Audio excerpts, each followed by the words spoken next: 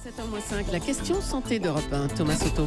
Ce matin, le docteur Kierzek n'est pas venu nous voir en studio avec son stéthoscope, mais avec un mètre. Bonjour, docteur Kierzek. Bonjour, Thomas. Ce matin, vous nous dites donc qu'il est important de mesurer notre tour de cou.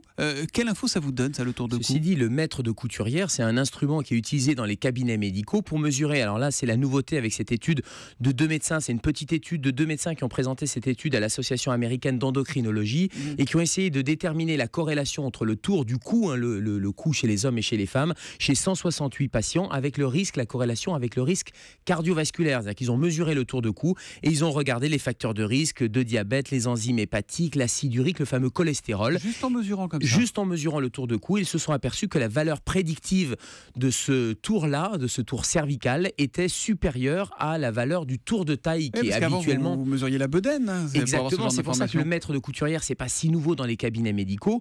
Et ce qui est facteur de risque cardiovasculaire, c'est le tour de taille. Pourquoi ? Parce que le tour de taille et la bedaine, c'est le reflet de la graisse viscérale. Si vous avez beaucoup de graisse autour de l'abdomen, eh bien vous risquez d'avoir beaucoup de graisse autour des viscères, et donc c'est un facteur de risque cardiovasculaire, de maladie cardiovasculaire. Mais le tour du cou, il dépend de la façon dont on est bâti. Il y a des costauds, des maigrelet, des coups larges, des coups maigres. Alors bien sûr, toute cette étude, c'est la limite de cette étude, hein. Ce sont des statistiques, c'est une étude parmi 168 patients. Il y a des gens qui ont le cou gras, il y a un facteur de confusion statistique aussi, parce qu'on sait quand on a de la graisse au niveau du cou, c'est probablement un facteur de syndrome d'apnée du sommeil, donc on dort moins bien et c'est corrélé aux maladies cardiovasculaires. C'est un sacré indicateur, donc, le cou.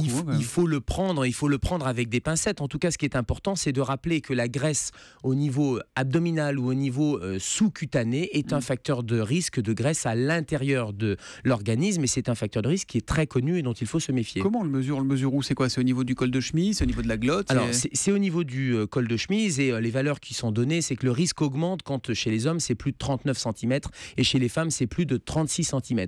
Par contre, le tour de taille, qui lui est validé par beaucoup plus d'études sur beaucoup plus de patients, là, c'est important de savoir le mesurer également. Et quand on parle de tour de taille, c'est vous prenez votre nombril et vous prenez les dernières côtes, et c'est la partie, le périmètre le plus petit entre le nombril et les dernières côtes. Vous prenez votre mètre de couturière. Je m'aperçois que mes abdos sont un peu cachés là. Et là, vous allez mesurer. Alors, c'est pas tellement les abdominaux qui sont importants, mais c'est vraiment le périmètre. Et si ce périmètre est supérieur à 100 cm chez les hommes, eh bien, c'est un facteur de risque cardiovasculaire. Voilà, le maître de la couturière est donc aussi notre ami pour notre santé. Il est la nuit aux urgences et tous les matins avec nous à 7h-5 pour la question santé d'Europe 1. C'est le docteur Kierzek. À demain, Gérald. À demain, Thomas.